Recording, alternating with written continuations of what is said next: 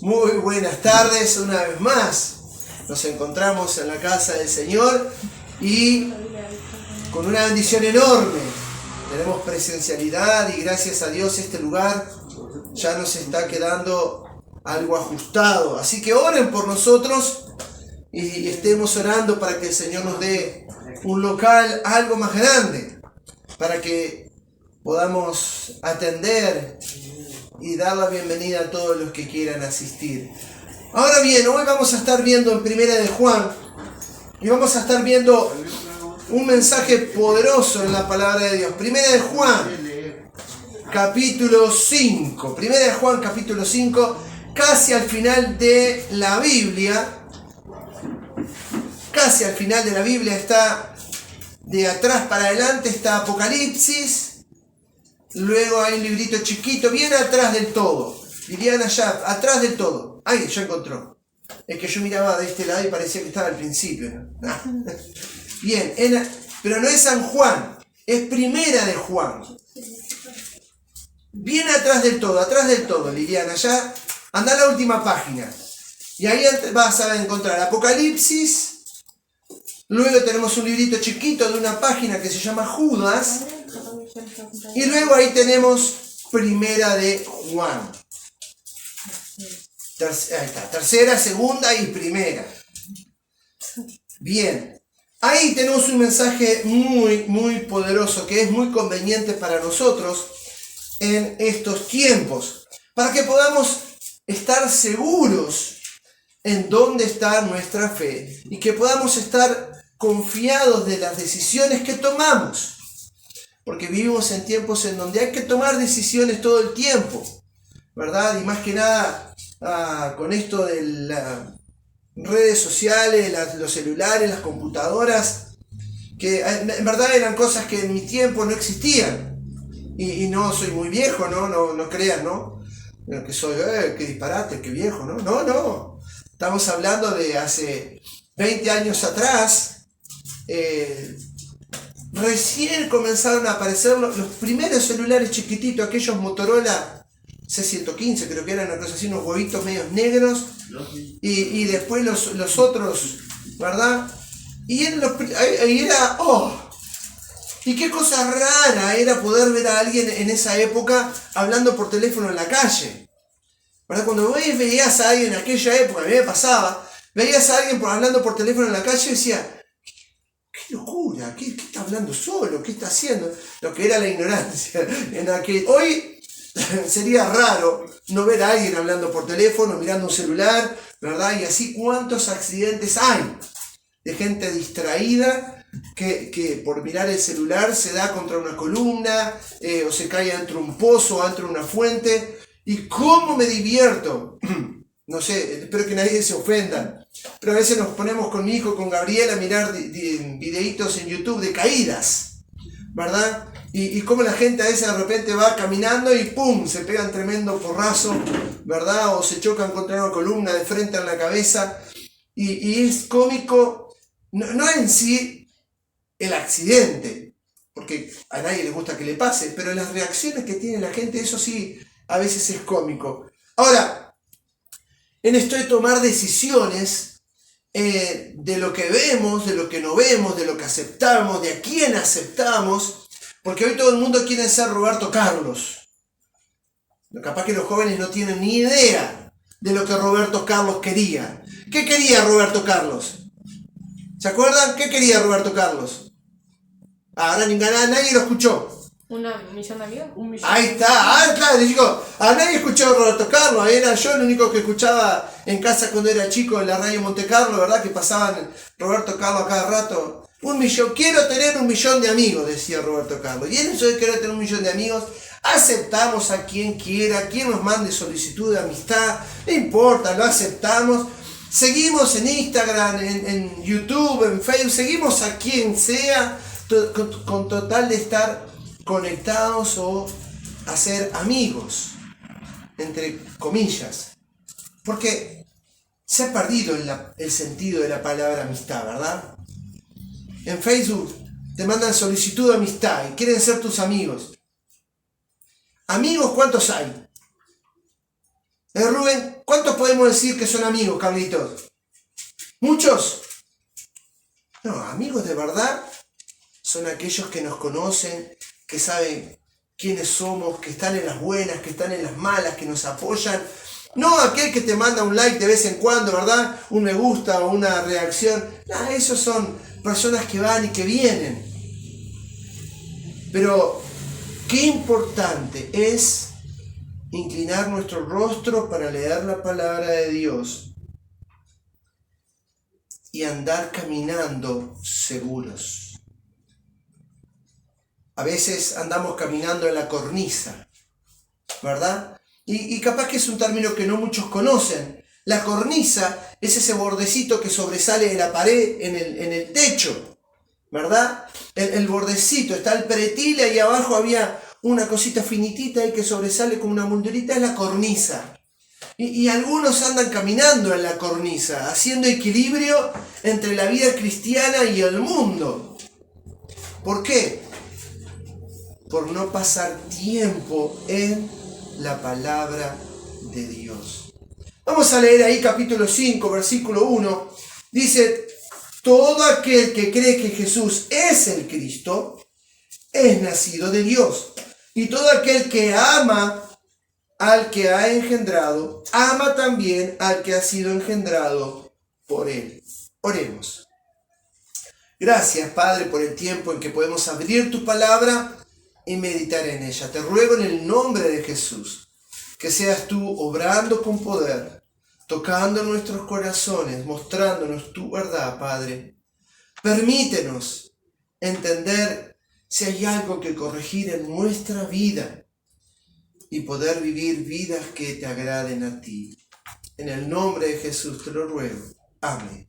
Amén. Entonces, vamos a estar hablando un poco de la salvación, claro que sí, y también de la vida cristiana. Pero dice el apóstol Juan, todo aquel que cree que Jesús es el Cristo, es nacido de Dios. Y todo aquel que ama al que engendró, ama también al que ha sido engendrado por él.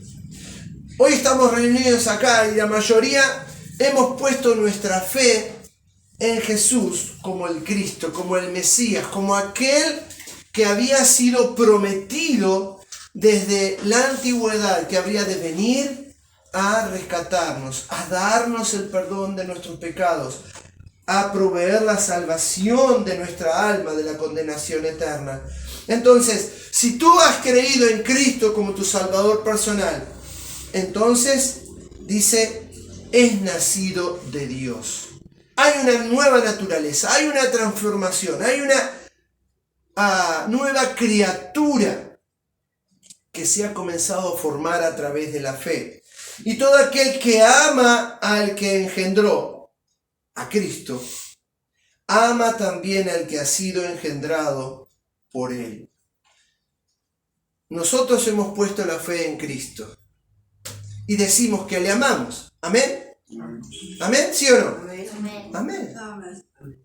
Entonces, como consecuencia, deberíamos amarnos unos a otros porque nosotros también fuimos nacidos por la fe, engendrados por la fe en Cristo Jesús. ¿Somos hijos de Dios o no? ¿Sí o no? Sí.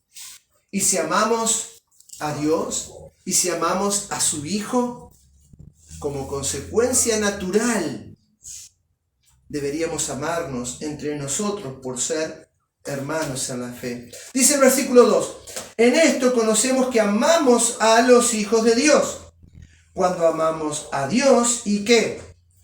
¿Qué dice ahí? Y guardamos sus mandamientos. Y ahí es donde comenzamos a hablar de la vida cristiana. Ahí es cuando comenzamos a hablar de aquellos que verdaderamente son hijos de Dios, que dicen y manifiestan creer y amar a Dios. Pero ¿saben?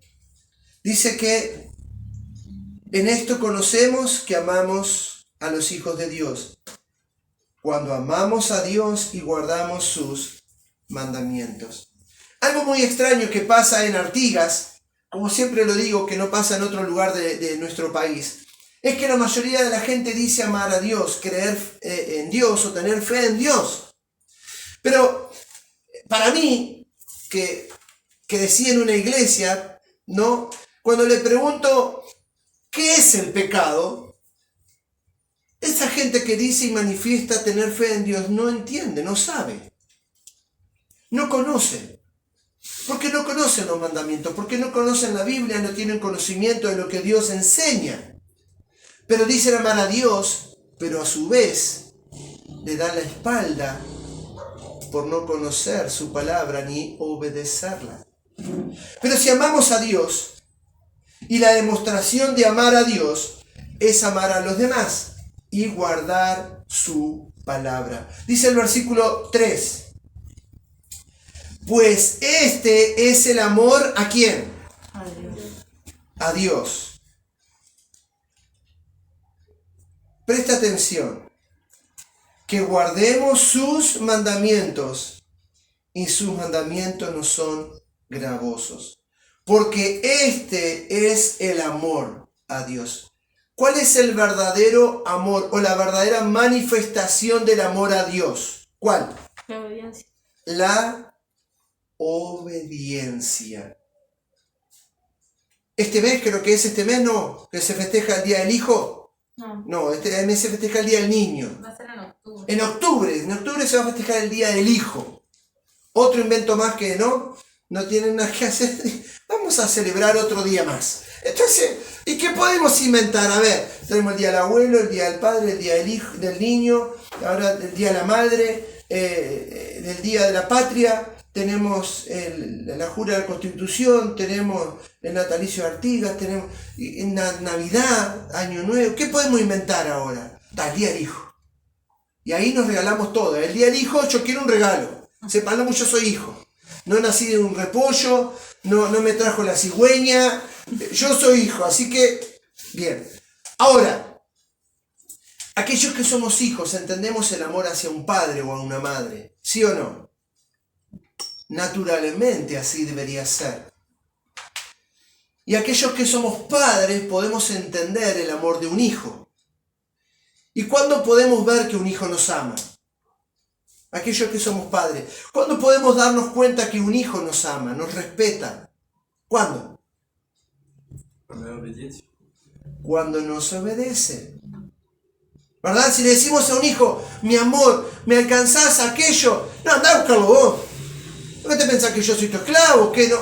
Bueno, hoy en día se está viendo eso. Cada vez es más natural y cada vez se le dice que es normal y pobrecito a los niños. En mi época, mamá usaba la psicología del terror.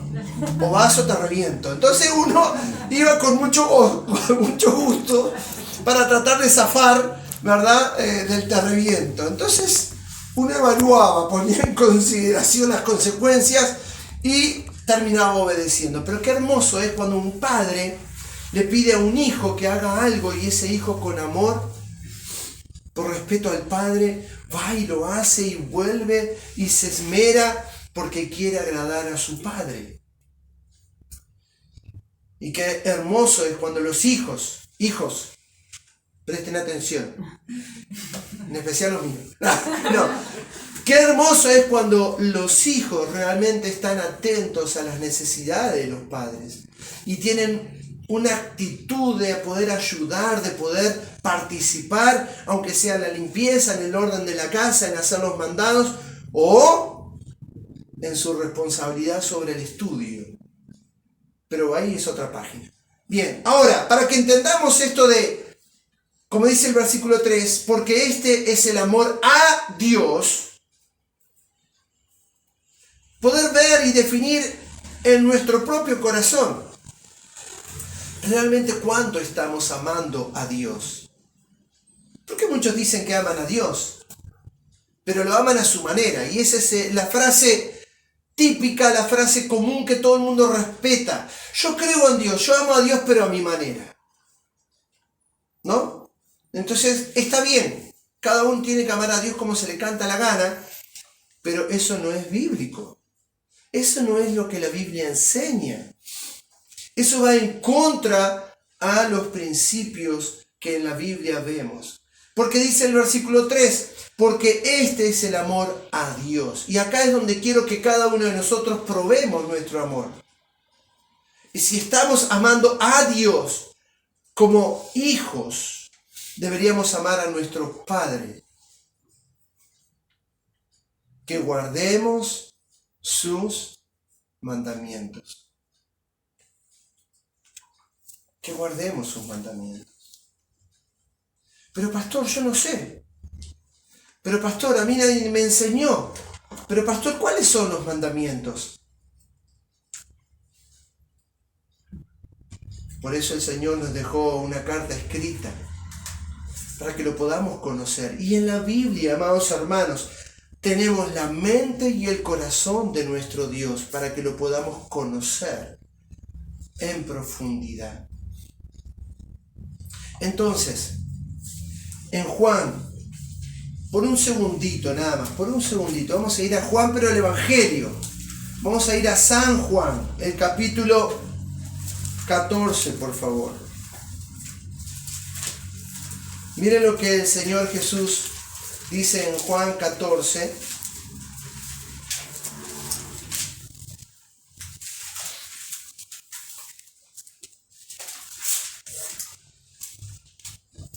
Dice así.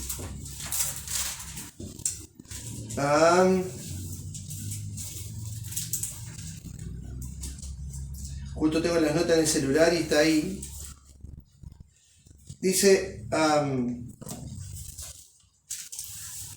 un versículo muy cortito, pero muy conocido.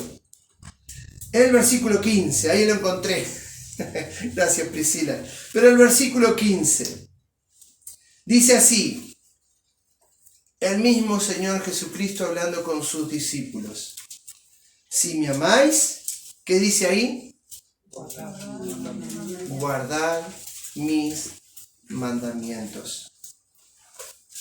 Normalmente pensamos que como somos hijos de Dios, todo lo que le pedimos a Dios, Él nos lo va a dar sin considerar absolutamente nada. Entonces le pedimos cualquier cosa y el mundo entero cree que Dios es como el mago de la lámpara, ¿verdad? Como el genio, que en las historias de niños nos cuentan, ¿verdad? Que frotando la lámpara, ¿verdad? Salía el mago aquel, ¿no? Y 3 deseos. Pedime lo que quieras, yo te lo doy sin consideración alguna. Y a veces se toma a Dios de la misma manera y se le pide cualquier cosa. Hace poco hablaba con una señora y ella me contaba, bueno, sus experiencias en su familia y demás. Y ella me dice, bueno, pastor, es que yo le hice una promesa a Dios y le prometí que jamás iba a volver a pisar una iglesia. Ok. Consideremos eso con respecto a la palabra de Dios. ¿Es algo que Dios aceptaría? No, ¿verdad? Porque Él nos manda a congregarnos. Somos un cuerpo, una familia en Cristo. Y dice la Biblia que dependemos unos de otros. Ahora bien, en Juan 15, miren lo que dice. El versículo 7. Juan 15, 7. Dice así, si permanecéis en mí, ¿y qué dice? Y mis palabras permanecen en vosotros, pedid todo lo que quisiereis. ¿Y qué? Y será hecho. ¿Cuál es la condición para que recibamos todo lo que pedimos? Guardar la palabra. Si permanecéis en mí, en la fe, en la confianza, en la obediencia, y mis palabras permanecen en vosotros, pedid todo lo que quisiereis y os será hecho. ¿Por qué? Porque aquel que ama realmente a Dios y va a orar para hacer una petición, va a considerar los principios y los mandamientos para ver si lo que pide va en contra de la palabra de Dios. Pero qué fiel es el Señor, que dice la palabra que antes que nosotros pidamos, Él ya sabe nuestra necesidad, Él ya sabe lo que le vamos a pedir. Pero hermanos, este capítulo 5 habla de amarnos unos a otros.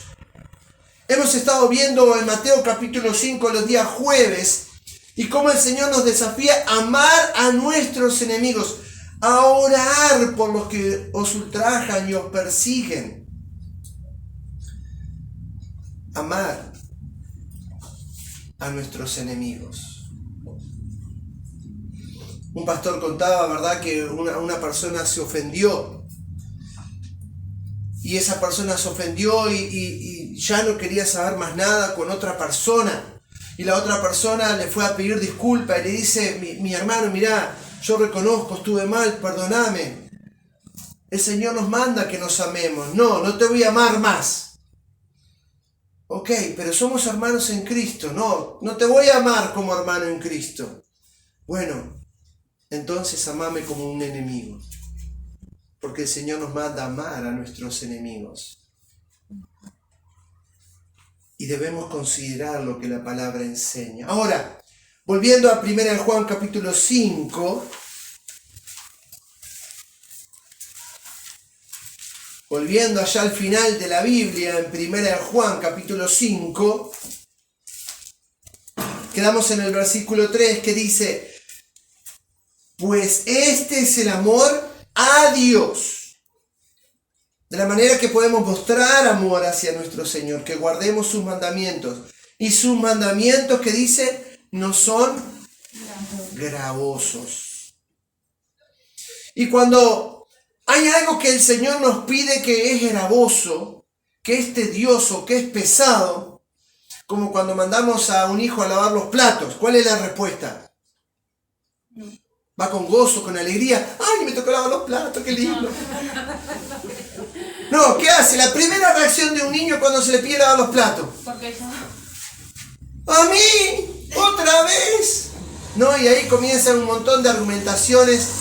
A ver, para ese niño es gravoso lavar los platos. ¿Por qué? Porque no quiere, no le gusta. Y el padre, por más que le diga que es bueno y que ayuda y que aporta y que enseña responsabilidad y demás, el niño ¿qué hace? No quiere. ¿Por qué? Porque no le gusta lavarlo. Y no sé por qué no le gusta lavar los platos. Mi hijo Gabriel se divierte lavando los platos.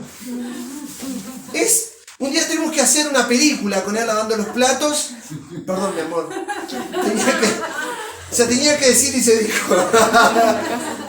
Ahí cuando le toca lavar los platos puede estar 3 horas lavando 3 platos. 2 vasos y un cubierto. Él comienza a lavar los platos y les habla, le habla a los cubiertos, hace una película, los acomoda de un lado del otro. Va a ser las 3 horas y le está lavando los platos todavía. Y jóvenes, tomen el ejemplo de él para que no sea algo cargoso. Jueguen con los platos mientras los lavan y van a ver que se les pasa rápido el tiempo. Ahora, cuando vamos a la palabra de Dios, hablamos de una forma jocosa, graciosa, pero realmente es algo muy serio. ¿Por qué? Porque cuando a un hijo de Dios un mandamiento, un principio bíblico le parece gravoso, le parece algo tedioso, algo pesado, ¿por qué sería? ¿Qué creen ustedes? ¿Por qué sería? Porque somos pecadores. Porque somos pecadores. Porque hay una lucha interna en nuestro corazón entre la carne, los deseos de la carne. Un ejemplo muy sencillo. La Biblia nos dice que tenemos que decir la verdad. Están los 10 mandamientos. No dirás falso testimonio. Y cuando queremos zafar de algún problema, y cuando no queremos dar mucha explicación, gracias a Dios es algo que pude vencer hace muchos años atrás, y he aprendido a confiar en la gracia del Señor, a decir la verdad.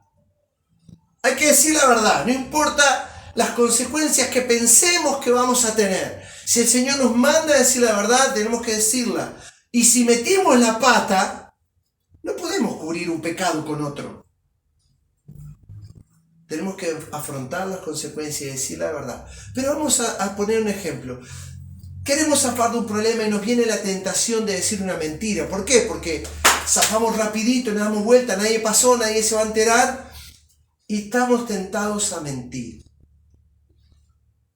Pero el Señor nos pide ¿qué? Que digamos la verdad. Que digamos la verdad. ¿Pero queremos decir la verdad? Y no, a veces queremos mentir. Y empezamos a pelear. Pero Señor, si digo la verdad me meto en un problema. Pero está bien, pero Él me pide que... Y ahí hay una lucha en nuestro corazón. Y decir la verdad se nos puede volver en algo pesado. Cuando no debería ser así. ¿A ti te gusta que te mientan?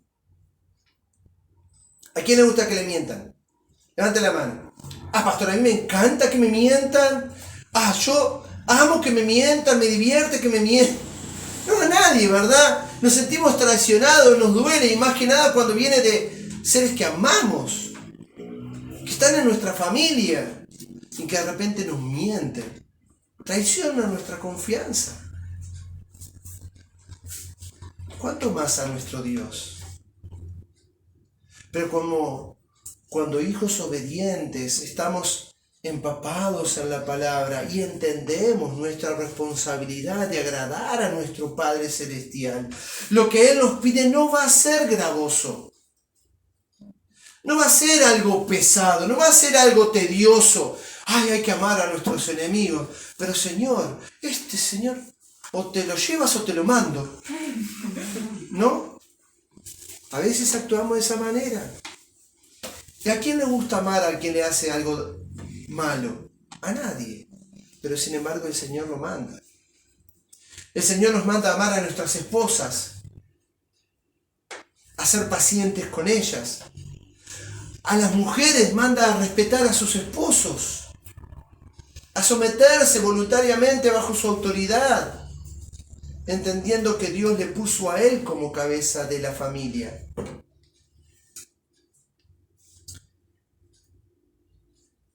Pero no podemos amar a Dios como yo creo, o a mi manera. No funciona así con nuestra relación con nuestros hijos. ¿Aceptarías que un hijo tuyo venga a decirte, papá, mamá, yo te amo, pero a mi manera? ¿Está? Las condiciones ahora las pongo yo. Y mi amor va a depender de lo que yo quiera o de lo que yo necesite. Y nos reímos, pero a veces actuamos de la misma manera con Dios. Dios, yo te amo, pero a mi manera. No estoy dispuesto a obedecer tu palabra. No, Señor, entendeme, Señor. No, es difícil. Yo te amo. Sabes que yo te amo, pero como yo quiero. Y ahí entonces comenzamos a jugar. Tomamos lo que nos sirve de la palabra de Dios y la usamos para nuestro beneficio. Y lo que nos sirve para darle palo a otra persona, ¿verdad? Ah, mirá lo que dice la Biblia, tomá, ahí tenés, ¿ves? Y entonces jugamos y somos hipócritas. Y nos olvidamos que Dios está sentado en el cielo y que Él conoce nuestro corazón. Versículo 4 dice, porque todo lo que es nacido de Dios vence ¿a quién? Al mundo. Y esta es la victoria que ha vencido al mundo. ¿Nuestra qué? Fe. Nuestra fe. Y esto quiero que lo podamos entender claramente. Dice el versículo 5, ¿quién es el que vence al mundo, sino el que cree que Jesús es el Hijo de Dios? Por la fe podemos vencer el mundo, podemos vencer al mundo, al sistema del mundo. Por la fe entendemos que somos salvos, que somos perdonados y que en este mundo ya no pertenecemos y que es pasajero. Un día nos vamos a ir a la presencia de Dios por la gracia del Señor, porque Él así lo prometió. Pero la fe que vence al mundo nace ¿de dónde? ¿De dónde proviene? ¿De Dios? ¿De nuestros buenos deseos? Y saben que es algo tan común que hablando con la gente te das cuenta enseguida. Hay gente que por tener buenos deseos piensa que es fe real. Y hay un montón de imágenes que mandan por WhatsApp y de cosas con muy buenos deseos. Pero un buen deseo no es una fe real. La fe real, ¿de dónde proviene? Proviene de Dios. Pero más específicamente, ¿dónde nace la fe verdadera? La palabra. ¿La encontramos en un árbol, en un supermercado, en el almacén? ¿En dónde obtenemos fe verdadera? En la palabra de Dios. En Romanos 10 nos enseña y nos dice que la fe viene por el oír y el oír de la palabra de Dios. De la palabra de Dios. Y hay mucha gente que dice tener fe porque dice, ay, yo voy a salir de este problema y que el Señor nos ayude y nos bendiga, pero vivimos como el mundo vive. Pero no consideramos obedecer a Dios, no consideramos andar en obediencia a sus mandamientos, pero tenemos fe de que Dios, mi Diosito, Él me va a curar, Él me va a sanar, o Él me va a bendecir, o me va a dar el trabajo, o me va a hacer esto, me va a hacer aquello, cuando realmente le hemos escupido en la cara del Señor, viviendo a nuestra manera. Esa no es la fe que vence al mundo. La fe que vence al mundo, la fe que vence al mundo primeramente nace en la palabra de Dios. Nos introduce a aceptar a Jesús, nos guía, nos ayuda a aceptar a Jesús como nuestro Salvador personal. Y en la influencia del Espíritu Santo nos alienta a obedecer la palabra de Dios. Volviendo al ejemplo de la mentira. Y no se ofendan, no estoy llamando a nadie mentiroso, pero es un ejemplo muy sencillo que es cotidiano. Entonces, si la Biblia a mí me dice que yo tengo que decir la verdad siempre, y que si miento ofendo a Dios, ¿qué tengo que hacer? ¿Qué tengo que hacer? Decir la verdad. ¿Sí o no? ¿Sí o no? ¿Qué tengo que hacer? Decir la verdad. Vamos a suponer. Cometimos un error. ¿Está? ¿Quién no comete errores?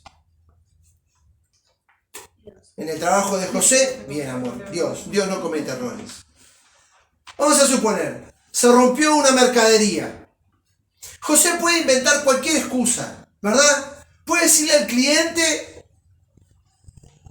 me lo dieron así, no sé, no lo revisé, así llegó.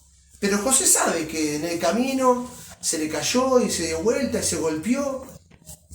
Pero José puede zafar fácil de un problema. Es un ejemplo, no piensen mal de José. Ahora, ¿saben cuál es la fe verdadera? La que José va a poner en la palabra de Dios, confiando. No, si Dios a mí me dice que diga la verdad, yo tengo que decir la verdad. Y va a enfrentar al cliente sin considerar las consecuencias y le va a decir, mire, discúlpeme, de verdad, le pido perdón. Se cayó, pasó algo. Y la fe verdadera va a producir una buena obra. Capaz que el cliente se va a enojar, nos va a insultar, nos va a pegar, nos va a demandar, nos va a pedir que le paguemos lo que le rompimos. Y está bien, tenemos que aceptarlo. Pero cuando la fe nos impulsa a obrar según la palabra de Dios, esa fe nos da la victoria. A mí me pasó, y con esto voy medio redondeando, no quiero hacerlo mucho más largo. A mí me pasó, entré a una casa muy pituca en Montevideo, Luis Alberto Herrera y 8 de octubre, cerca de Limpasa. Si algunos conocen por ahí, ¿está? Me mandaron a hacer arreglar una instalación eléctrica, una araña preciosa colgada de la pared, del techo, colgada de la pared. Del techo, una araña preciosa. Y había una mesa redonda, espectacular, ¿no? Y un jarrón arriba, más o menos de esta altura, ¿está? Importante, todo labradito. ¿Está? Uno miraba ese jarrón y decía, epa, esto no lo compraron en Casino, allá en el barrio de los judíos, esto importante. Y ese jarrón tenía un par de aritos de metal para tipo de agarradera. Entonces yo tenía que correr la mesa para poder trabajar en la araña. Entonces yo vivo, ¿no? Si corro la mesa no puedo mover la mesa con el jarrón arriba. Entonces ¿qué voy a hacer? Voy a sacar el jarrón para que no se caiga. Lo agarré en las manijitas. Y oh casualidad que las manijitas estaban abiertas, así, y se me zafó una, y el jarrón hizo y en lo que el jarrón hace se me zafa la otra, ¿y qué pasa con el jarrón? Cae al piso. Me quiero morir, Señor, por favor. Qué macana. Bueno, agarré el jarrón, lo junté, lo puse en un costado. Hice todo el trabajo que había que hacer, lo logré hacer, gracias a Dios. Todo bárbaro. Acomodé la mesa en su lugar, fui a la señora, una señora mayor, ¿verdad? Le digo, tengo dos noticias. Mientras ibas trabajando, imagínense en todo lo que se me ocurrió. Lo podía haber roto con el jarrón, puesto en una bolsa, tirado en una volqueta. Nadie me vio, yo estaba solo ahí trabajando, nadie sabía del jarrón. Me podían haber preguntado a mí, no sé, y zafar de un problema enorme. La cosa es que voy a la señora apoyándome en la fe, porque el Señor me pide, no diga falso testimonio, y le digo a la señora, tengo dos noticias, una buena y una mala, ¿cuál prefiere? Ay, contame la buena. El problema fue resuelto, ya está solucionado, le andan todas las luces, mira así, asá. ¡Ay, qué bueno, qué lindo! ¿Y la mala? Se rompió el jarrón. ¿Qué? ¿Vio el jarrón que estaba arriba de la mesa? Sí. Se me rompió. ¡Ay, mi hijo! Una señora más o menos de unos 80 años me dice, el jarrón de la abuela. O sea, imagínense que ya había pasado a la tercera generación el jarrón de la abuela que había venido de Italia. ¿Está? O sea, ¿no? En ese momento, imagínense cómo yo me sentí, ¿verdad? Yo dije, bueno, acá tengo que dejar un par de brazos y un ojo para pagar el jarrón de la abuela que vino de Italia. Entonces, bueno, perdón señora, mire, se me cayó, ay, mi hijo, ay, el jarrón, y entonces ahí, y de repente dice, pero bueno, son cosas que se rompen, ¿qué va a hacer mi hijo? No es tu culpa, la culpa es de mi hijo. Ay, yo dije, respiré profundo, me vino el alma al cuerpo, ¿verdad? Ya me tocaban los brazos que pensé que tenía que dejar para pagar el jarrón. Y si la culpa es de mi hijo, porque él tenía que haber venido más temprano a sacar las cosas. Y yo le dije, y yo le pedí. Y bueno, mi hijo, no te preocupes, está bien, déjalo así, el jarrón. Y se le piantaba un lagrimón a la abuela. Y bueno, yo digo, bueno, señor, yo hice lo correcto. Pero señora, ¿estás segura? Sí, mi hijo, dejó. Pero mire que lo podemos mandar a un restaurador. Yo todavía insistiendo, ¿no? Porque me sentía mal por el jarrón de la abuela. Que vaya a saber cuánto podía haber valido. La herencia de los hijos, ¿no? Ahora, señora, ¿está segura? No, mi hijo está bien, mira, déjalo así. Son cosas que se rompen. Y bueno, ya está. Bueno, juntamos los pedacitos del jarrón y con total libertad, ¿qué hicimos? Lo tiramos a la basura. Con confianza de haber hecho lo correcto. Lo tomamos como una anécdota graciosa, algo muy simple. Pero podía haber tomado otra decisión, podía haber mentido, zafado del problema. Pero Dios es el que me ve. Dios es el que te ve. Yo no tenía que responder ante la mujer, en final de cuentas, yo tenía que responder delante de Dios. Pero lo irónico, amados hermanos, es cuando pensamos que viviendo de la manera que queremos, vamos a tener la bendición de Dios. Yo podía haber mentido y haber zafado el problema y haber dicho, Señor, gracias porque zafé el problema. ¿Era así? No era así.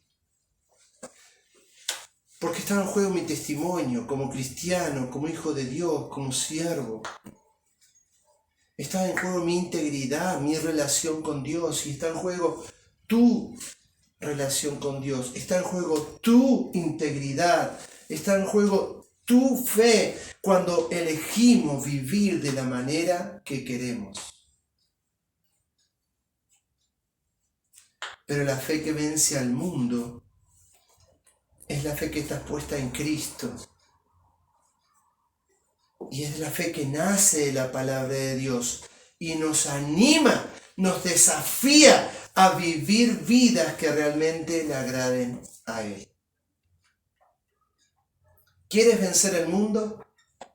¿Quieres vencer el sistema del mundo? ¿Quieres vencer los peligros del mundo?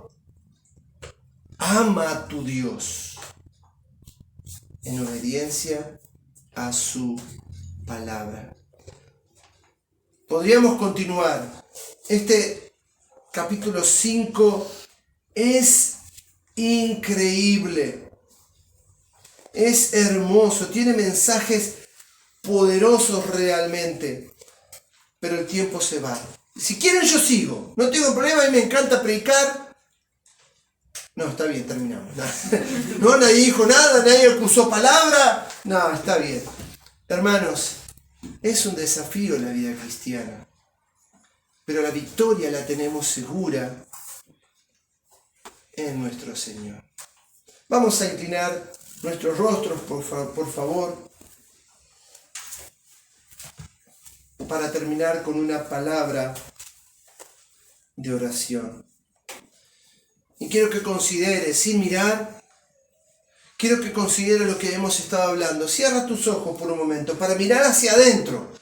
Es tiempo de mirar hacia adentro. Es tiempo de, por ahí, poner las barbas en remojo. Por ahí, considerar de qué manera estoy viviendo. Con los ojos cerrados, por favor.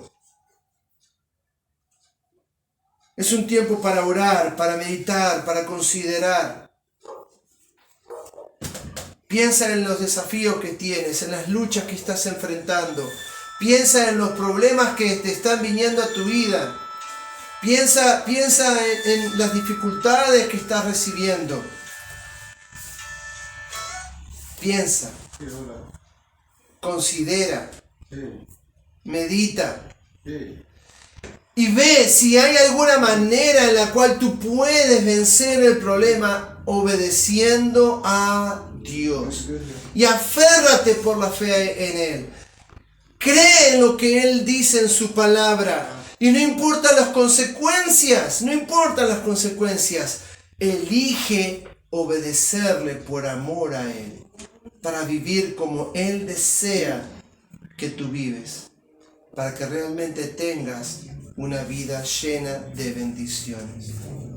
Vamos a orar. Padre, gracias porque nos das la oportunidad de ser desafiados en tu palabra. Gracias, Señor, porque somos desafiados a amarte a ti en obediencia. Gracias porque somos desafiados a amar a nuestros hermanos. Y no solamente a nuestros hermanos, sino aún también a nuestros enemigos.